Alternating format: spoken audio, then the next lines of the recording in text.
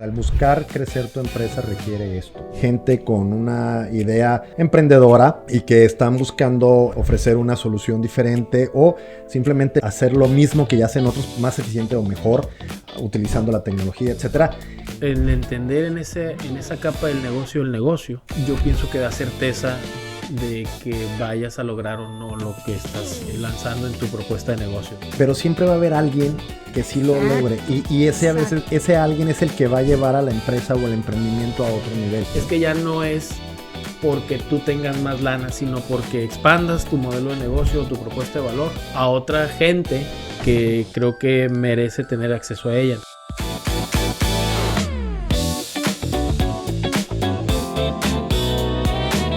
De repente pasa, decías tú, Iván, que hay que tener sistematizadas las cosas para crecer.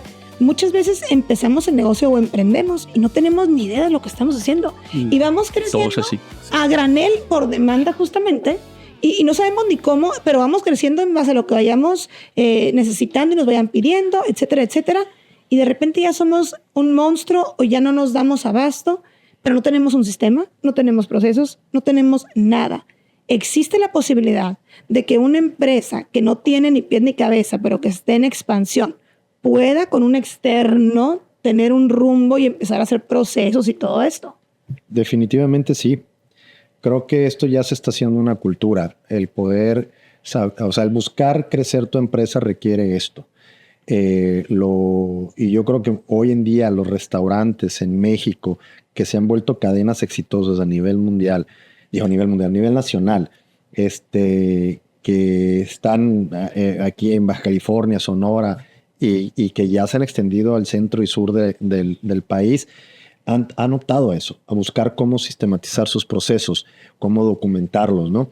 Yo creo que la generación de nosotros no teníamos claro esto, ¿no? Si íbamos a emprender, yo fui un emprendedor, sabía lo que iba a hacer. O sea, sí tenía muy claro el servicio y el producto que íbamos a vender, pero no sabíamos el cómo, qué implicaba todo atrás, ¿no? Teníamos una idea porque nadie nos dijo, ni en la escuela, ni nuestros papás, ni tampoco tuvimos la cultura empresarial. En mi familia no había esa cultura. Yo realmente creo que fui el primero en la familia que tuvo emprendimiento en temas de negocio. Y fui aprendiendo, ¿no? Pero hoy en día creo que ya las nuevas generaciones en la escuela pues ya están viendo esto en el internet, pero también ya mucho está orientado para allá. O sea, cómo poder emprender tu negocio. Este tema de las startups que hoy pues existen en todas partes del mundo y que en México, si bien las startups es algo visto como algo nuevo, en Estados Unidos desde finales de los 70 ya existían este concepto de empresas semillas que iban buscando capital y iban creciendo, ¿no? Hay una historia, obviamente, por qué se fundó Silicon Valley, ¿no? Pues de ahí viene, ¿no? Y en México, pues hoy las startups que son gente con una idea emprendedora y que están buscando ofrecer una solución diferente o simplemente hacer lo mismo que ya hacen otros, pero de una manera más eficiente o mejor, utilizando la tecnología, etcétera, para lograr buscar ese capital que requieren para poder emprender a la escala que pretenden emprender y su negocio, requieren tener bien documentados sus procesos, porque si no, nadie les va a creer lo que van a hacer. Y dice, pues yo vengo a ofrecerte una plataforma de compra y venta de vehículos, ¿no? Espérate, pues eso muchas empresas lo hacen. ¿Cuál es la diferencia? La diferencia es que traes algo bien estructurado, algo bien documentado de qué es lo que va a suceder si haces una cosa o haces la otra. Y eso es lo que vas y se presenta cuando vas y levantas capital, ¿no? Y es que más que nada, el entender en esa capa del negocio, yo pienso que da certeza de que vayas a lograr o no lo que estás lanzando en tu propuesta de negocio, ¿no? Yo puedo decir, no, pues mañana vendemos $1,000 millones, ¿no? Ajá, ¿y qué te respalda? ¿Cómo le vas a hacer? O si tienes claro, si demuestras sobre todo qué ruta y qué estrategia vas a seguir o cómo vas a convencer a los vendedores para que hagan su labor de venta y cómo vas a convencer al piso de producción para que realmente esté vinculándose un producto producido y empacado contra distribuido y vendido. O sea, realmente tienes que mostrar los dentros del negocio, ¿no?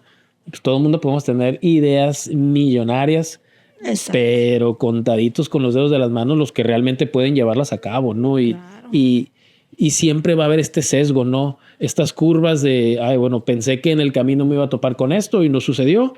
Y esa capacidad de improvisación que debe ser nata del empresario, del emprendedor, para poder corregir y ajustar rápidamente, ¿no? Sin embargo, optando por ese camino en el cual voy aprendiendo a prueba y error y voy a ir construyendo mi negocio poco a poquito, sin tener nada documentado, sin tener nada estructurado, me tomó a lo mejor, en vez de haber tomado 6 años, me tomó 15 años en llegar al punto donde estoy. Sí. Ya tengo una empresa que me genera.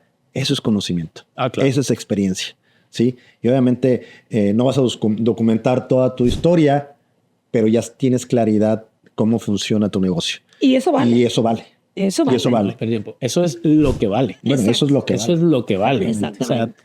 O sea, regularmente solemos evaluar un negocio en función de sus activos físicos, o sea, de inventario, propiedad de planta, etc. Pero hay una serie de intangibles que también son parte del negocio. O sea, ¿cómo le das valor a lo que la gente sabe hacer? ¿Cómo le das valor al conocimiento que en 15 años la empresa ha desarrollado para facturar lo que factura? ¿Cómo le das valor a la presencia, a la marca? O sea, todo eso vale y regularmente nunca están en las mezclas de evaluación. No. Regularmente nomás es tu inventario, tu lista de clientes. Y sí, déjenme decirles, no aparece, eso es jamás, vale. Pero todos esos errores que nosotros hemos cometido son aprendizaje y eso vale. Entonces, entre más cicatrices, más experiencia, y entre más experiencia, más valor tiene su negocio, porque pues lo que uno va adquiriendo conforme van pasando los años suma, sea positivo, sea negativo, siempre suma. Y entonces, pues eso va haciendo que nuestra empresa vaya creciendo, nuestro emprendimiento o lo que sea. Yo quiero preguntarles algo, porque también en esta película, algo que a mí me llama mucho la atención y es mi pasión, que es el servicio al cliente o el seguimiento. Los hermanos súper astutos, matemáticos, precisos y perfectos para los procesos, pero ellos siempre estaban atrás. Ellos no salían con los clientes. Hola, ¿qué tal? ¿Cómo está? ¿Le gustó la hamburguesa? Oiga, bueno, ellos no prospectaron nunca tampoco ni visualizaron una franquicia, ni estaban uno a uno con empresarios que llegaban, ni siquiera tenían eso en su cabeza. Pero la diferencia de el señor Rey a los hermanos eran las relaciones públicas, porque sí, vendía y a lo mejor no vendía nada, pero era un vendedor nato, le gustaba mucho andar con la gente y hacer relaciones, se movía entre la gente y a lo mejor lo tachaban de loco y de fracasado, pero ni tanto. Sí, no tenía ese olfato. Pues. Exacto, le gustaba y andaba viendo cómo, no le pegaba nada, pero pues le pegó a uno, ¿no? Así es que yo esto lo hago y lo digo para que no se decepcionen, porque de repente uno deserta de sus sueños y él no lo hizo y es también importante mencionarlo aquí. Sin embargo, yo creo que las relaciones públicas es que comentaste hace ratito algo, Iván, que tiene mucho que ver la interacción, ¿no? De uno como persona. Y hoy en las nuevas generaciones eso se ha perdido un poco por toda la tecnología. Ahora ya nos comunicamos más por WhatsApp, por correo. Y entonces el cara a cara, el uno a uno lo hemos perdido y es importantísimo a la hora de cerrar negocios para crear ese lazo de confianza. Y justo aquí en las inversiones, ¿no? Que a lo mejor fue en los años 50 que él salía a buscar inversionistas, pero siempre uno a uno, viendo a los ojos y platicándoles el proyecto con la emoción que uno irradia al estar entusiasmado con un proyecto, ¿no? Entonces, si ven un WhatsApp o un escrito invitándote a que participes en algo, no leen las emociones también. Y yo creo que es importante mencionarlo porque eso también vale, ¿no? El cómo vendes tu negocio. Yo creo que si vemos películas que hay de emprendedores, hay varias películas, ¿no? Hablamos, por ejemplo, del caso de Steve Jobs, Bill Gates, esas películas de su historia, cómo iniciaron, ¿no? Precisamente así. Tuvieron esa capacidad de persuadir, de ir a buscar, de relacionarse, de incluso arriesgarse, ¿no? Hay un caso muy chistoso hasta cierto punto, el de Bill Gates, cuando habla cuando va y vende un sistema operativo que ni siquiera tenía y se lo vendió a IBM, claro. ¿no? Entonces, y lo vendió sin tenerlo, ¿no? Y después fue a... O sea, no lo tenía físicamente. Yo sí creo que... Sabía cómo lo iba a lograr. Sabía cómo lo iba a lograr. O sea, definitivamente. Yo creo que... Y lo voy a resolver, ¿no? Si vemos estas películas de todos estos emprendedores, tienen eso que ahorita menciona Clara, ¿no? Sí, estas generaciones no interactúan, todo es a través de las plataformas, pero siempre va a haber alguien que sí lo logre. Y ese alguien es el que va a llevar a la empresa o el emprendimiento a otro nivel. Claro. Porque los que se quedan en la computadora o los que se quedan interactuando encerrados dentro de una oficina, pues no van a lograr mucho, ¿no? O sea, no es difícil que logren, a pesar de que puedan tener todo bien documentado y estructurado, si no van y se presentan, como dices tú, si no interactúan directamente, si no van y se arriesgan a hablar con un capitalista o alguien que les puede financiar, etcétera, no van a lograr hacer mucho, ¿no? Sí, seguramente se van a encontrar, tardan mucho. Se van a encontrar un Ray Kroc que sí lo haga. O que sí lo haga. Vente para acá. ¿Entiendes? Exacto. Ni sabes dónde estás parado, ¿no? O sea, lo que haces, ni te has dado cuenta del impacto que puede tener, ¿no? Entonces, ven para acá, mira, yo te voy a guiar y te voy a llevar, pero me voy a quedar con el 75% del negocio. Pero ponte trucha en el contrato, ¿no? Y justamente eso también es conocimiento. O sea, porque en algún momento esa interacción, ese relacionamiento, esa búsqueda que alguien de los fundadores o de los que estuvieron involucrados en el emprendimiento lograron para conseguir un capital o para poder cerrar una negociación o para poder cerrar algún contrato, eso que ellos hicieron es conocimiento, es experiencia y que obviamente se tiene que transmitir hacia el resto del equipo. ¿Por qué? Porque llega un punto en donde creas a tu equipo de venta o creas a tu personal que va y busca colocar tus servicios, tus negocios, etcétera, o aquellos que prestan un servicio de atención al cliente. O sea, obviamente la experiencia que hay atrás de todos los que estuvieron involucrados en el arranque de la empresa, llámense fundadores o colaboradores o como lo quieran llamar, aportan a todo esto porque le dan esencia al negocio, ¿no? Claro. ¿Cómo fue el hecho de pensar? ¿Cómo fue, volviendo al caso de Bill Gates, qué visión tuvo y qué arriesgado fue lo que hizo Bill Gates? Pero eso motiva para que empleados que están ahí adentro, que a lo mejor están en la fuerza de ventas o a lo mejor están en la parte de interacción con el cliente, digan, oye, alguien se tiene que robar la base. Exactamente. Sí. O sea, te genera esa ambición y esas ganas ¿no? Porque tienes un referente. Y todo eso forma parte del conocimiento de una empresa, ¿no? Y obviamente esto que hemos estado hablando del know-how, ¿sí? Y que esto le da valor. Oye, pero a ver, yo tengo una pregunta. Ya te estás cambiando de película. Sí. Estamos en Bill Gates ya, ahorita. O sea, a ver, sí me llama la atención porque he hecho esta pregunta varias veces. ¿Quién es el villano de la película de la historia de Ray Kroc? Me sigo preguntando lo mismo. Hombre de poder. O sea, yo en algún punto sí he pensado que los hermanos McDonald eran los villanos. ¿Por qué? Porque en su afán y en su enamoramiento de su emprendimiento, empezaron a bloquear muchas cosas, empezaron a cegarse de todo el potencial y terminaron como terminan todos los villanos de las películas, ¿no? Se cayó al precipicio y explotó el carro. Realmente, cuando la vi la primera vez, sí dije, y Ray Kroc es una sabandija hecha y derecha, pero la volví a ver, la he visto como 4 veces, Cada que la vuelvo a ver, le cambio. O sea, me va convenciendo que la aportación de Ray Kroc para la humanidad y el mundo de los negocios es la base de todo lo que conocemos ahora. Bueno, digo, hay muchos casos, pero creo que este cuate sí aporta el concepto del fast food, el concepto de la franquicia, el concepto de un montón de cosas de las que hoy estamos explotando y estamos viviendo. Es controversial, desde luego, pero creo que logró vencer a los hermanos McDonald. Pero ¿sabes qué? No es que sea negativo, o sea, no que sea malo o bueno. Yo pienso que son negocios, ¿no? O sea, también para crecer los negocios. Es que en esas historias no hay villanos ni hay buenos. O sea, yo digo... Pero te sientes mal. Ay, pobrecito los hermanos. Pues es que depende del ojo como lo estés viendo, ¿no? Sí, parece que cómo lo estés viendo, ¿no? Ajá. Pero dice, a ver, yo creo que muchos empresarios que han vivido y han tenido la experiencia, dice, me la tuve que arriesgar y a pesar de lo que hice... Sí.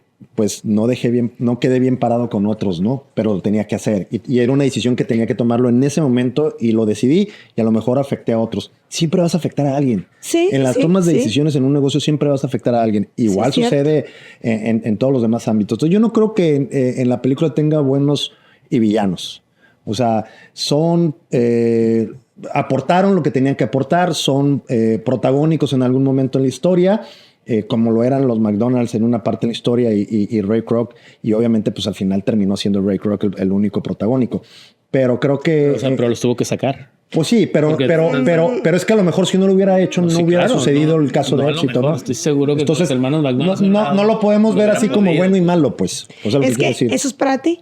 Pero que la gente nos deje su comentario, qué opina. Porque es una película y al final de cuentas siempre la gente se queda con el bueno y el malo. Sí, claro. Si o sea, pero es que no, claro. Pues es que eso lo ves de una manera y sí, cierto, son pero... negocios y te pones a ver y pues pobrecitos ellos, pero pues también porque el otro, o sea, el que se partió el lomo para que poner a McDonald's en lo alto fue él, de verdad.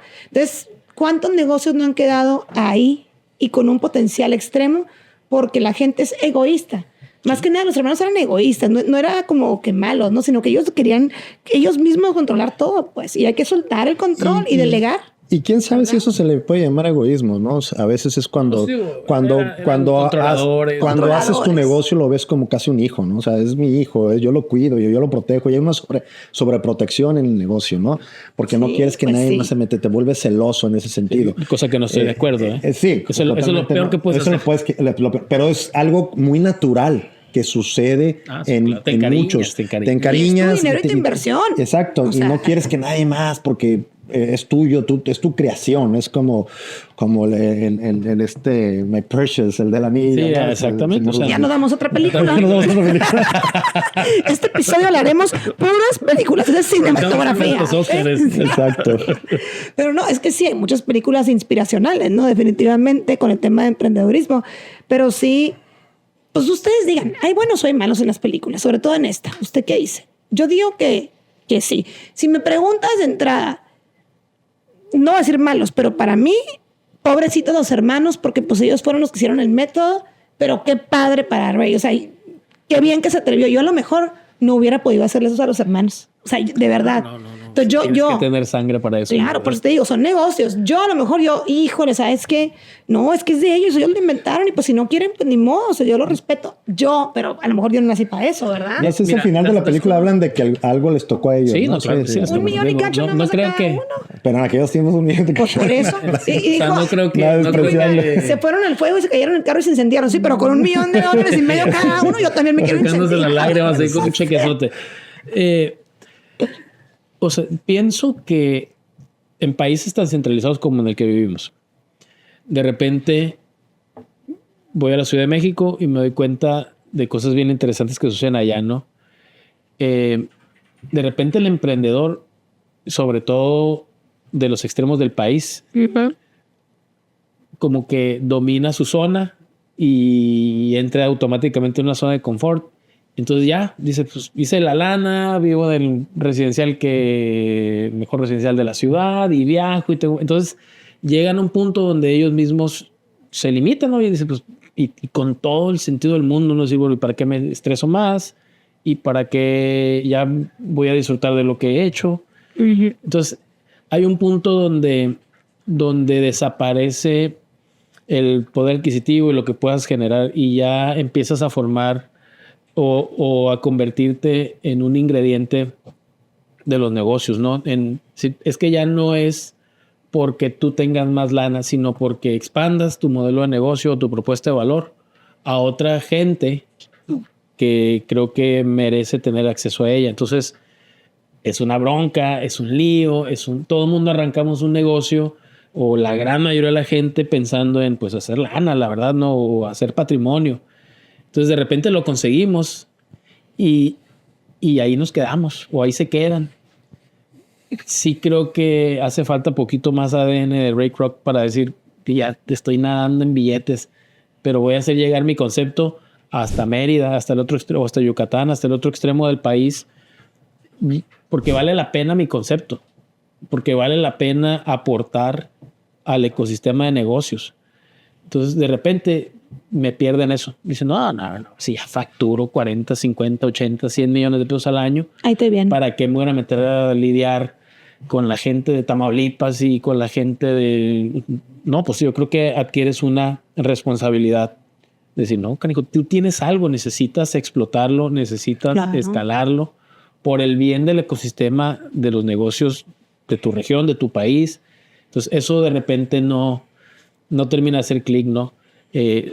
Los grandes empresarios se acumulan pues en las grandes ciudades del país, la Ciudad de México, Monterrey o Guadalajara, Tijuana últimamente, pero yo sí creo que tienen un deber moral de expandirse, a ver, encontrar su límite. Pues ya dominaste tu ciudad, domina tu región, domina el norte de tu país, domina el centro de tu país, domina todo tu país.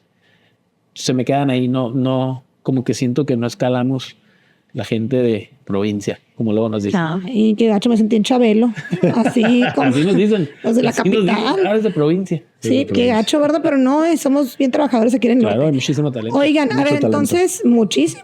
Véanos nada más a los tres.